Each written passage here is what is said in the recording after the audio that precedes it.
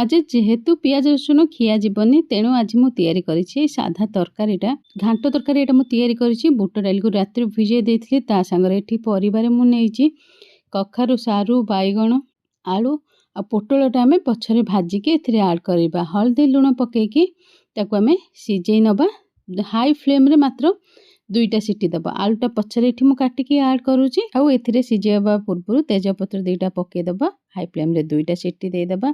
एबे में तार मसला रे प्रिपरेशन करि नबा। मसला पई मु एठी नेइछि टमाटर अदा ता संगे धनिया पाउडर आ जीरा एतिक जिनस नेइछि 2 टेबल स्पून धनिया पाउडर नेइछि 1 टेबल स्पून जीरा नेइछि। एबे तार मसलाटा को आमे कछि नबा।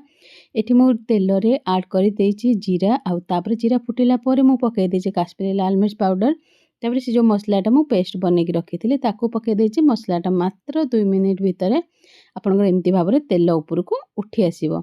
एबे देखंतु परिबा जोटा सिझेकी रखिथिले सेथिरे मसलाटा को आमे ऐड करने ताको मात्र 5 मिनिट कुक करबा। अधिक समय कुक कले पुनी सब परिबा खोली जिवो आ खाइबा को भी भलो लागिबोनी। एबे आमे पोटल को अल्प टिके तेल देकी भाजी नेकी ऐड करि नबा।